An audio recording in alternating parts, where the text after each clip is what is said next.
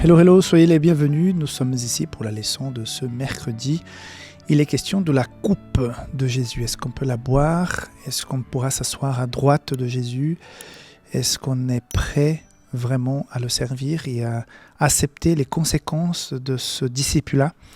Telles sont les questions que la leçon d'aujourd'hui relève. Très intéressant aussi. Nous sommes toujours dans l'évangile de Marc, chapitre 10 et la semaine 8 de notre trimestre. Je voudrais donc encore une fois te rappeler que Safélis a un groupe, une communauté sur WhatsApp pour pouvoir partager nos contenus.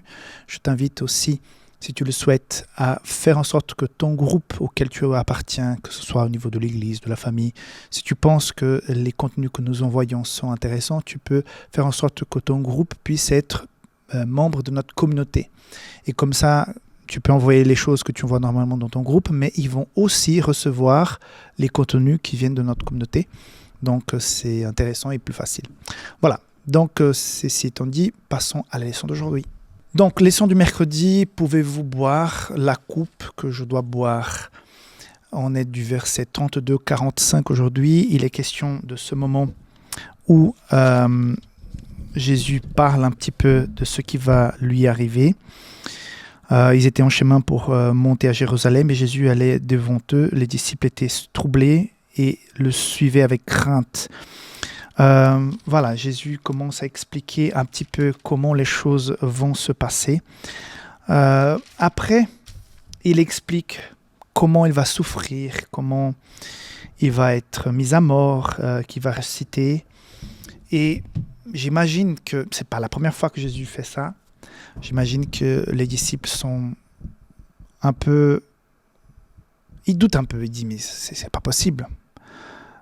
C'est tellement beau ce qui nous arrive, il est tellement puissant. Ressuscite des morts, multiplie les pains, marche sur l'eau, calme la tempête, guérit les malades, guérit toutes sortes de choses, parle comme personne. Non, c'est pas possible. Donc ils étaient dans l'incrédulité par rapport à tout ça. À tel point que nous voyons ce qui se passe après, quand les deux disciples, donc les deux frères, donc Jacques et Jean, vont demander à Jésus d'être à leur droite, à sa droite et à sa gauche. Moi, j'ai toujours, et ça, l'auteur de la leçon m'a fait réfléchir, je n'avais pas lu, donc quand tu lis la leçon d'aujourd'hui, il est dit que peut-être leur intention était à quelque part bonne. Ils avaient des bonnes intentions, ils voulaient vraiment faire les choses correctement. Ils voudraient s'assurer que les personnes avec les bonnes intentions sérieuses seraient à côté de Jésus. Et comme ils savaient qu'ils avaient ces intentions, ils se sont juste proposés.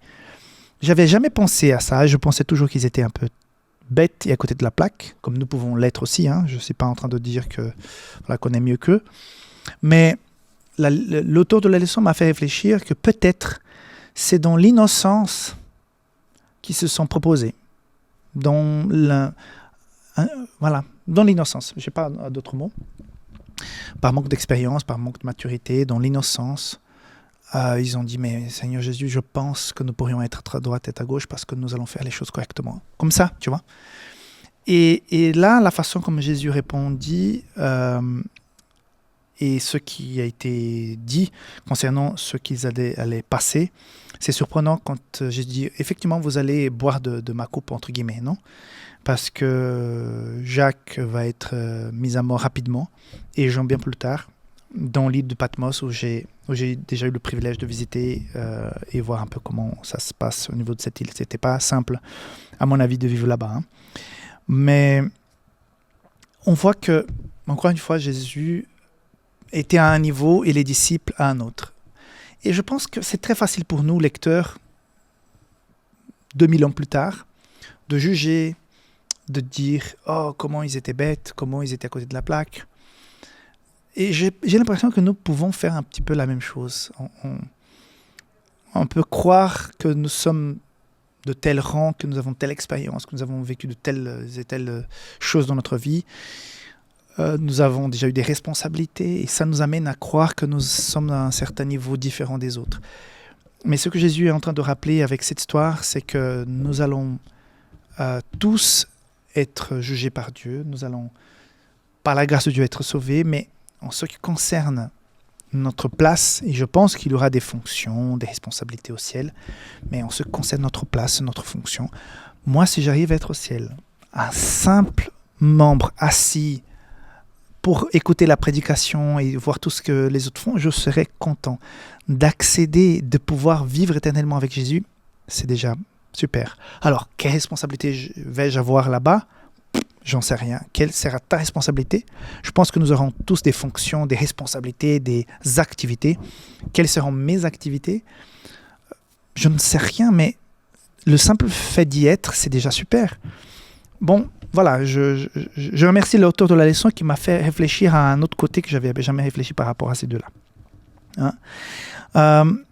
Suivons donc l'histoire et ce qui se passe. Les autres disciples sont un petit peu fâchés parce qu'ils disent mais comment ça se fait que ces deux-là peuvent demander des places au-dessus de la nôtre. Je pense qu'il y avait un sentiment un peu socialiste, nous sommes tous égaux ici, pourquoi vous voulez être supérieurs à nous? Mais Jésus va rappeler encore une fois quelque chose pour ses disciples et pour nous. Quiconque veut être, verset 44, le premier parmi vous, qui soit l'esclave de tous. La plus belle chose et un signe de conversion profonde qu'on peut voir chez une personne, c'est même s'il a une certaine position, un certain historique, elle est capable de voler plus bas et d'être au service. Elle est capable de se remettre au niveau. Comme j'ai dit hier par rapport aux enfants, quand un adulte est capable de se mettre à la hauteur des enfants, même physiquement, et parler avec des mots, et parler de façon à que les enfants comprennent, il valorise tellement ça, beaucoup plus que celui qui parle et l'enfant regarde et dit « mais je comprends rien. » Et quand la personne vient à son niveau, il lui parle, lui explique les choses, c'est autre chose, quoi. L'enfant est content. La même chose ici. Si on veut être et si on veut voir quelque chose à quelque part, on ne doit pas la chercher, on doit servir. Donc, c'est un défi parce qu'il faut aussi avoir confiance en soi, il faut avoir planifié son avenir. Voilà, je veux faire des études, je veux travailler, je veux atteindre une certaine position. Il n'y a aucun problème. Mais quand il s'agit de choses spirituelles au niveau de l'Église, des ambitions, voilà. Il faut avoir des ambitions pour la prédication de l'Évangile, pour l'Église. Mais essayer de déconnecter cela des ambitions personnelles. Et souvent, même au niveau des pasteurs, il y a beaucoup d'ambitions. Chez les membres, il y a beaucoup d'ambitions. Et cette leçon nous invite à être plus simple. Seigneur, je suis au service, voilà. Je suis là, et si demain je dois être ailleurs, je serai ailleurs. Et que Dieu nous aide à accepter ces choses, d'avoir une réaction enfantine, simple, et dire Seigneur, je suis là pour toi, pour te servir. Voilà, je pense que ce sont les principaux points de la leçon d'aujourd'hui. Et on se retrouve demain pour continuer donc cette thématique de la semaine 8, le discipulat partie 2. Okay? En attendant que tu puisses servir, que tu puisses avoir du plaisir à être là pour aider son prochain, pour aider la mission, pour participer, que tu puisses t'engager, si jamais tu n'es pas encore engagé au niveau de ton église ou d'une association quelconque pour pouvoir aider le prochain. On se voit demain. Bye bye.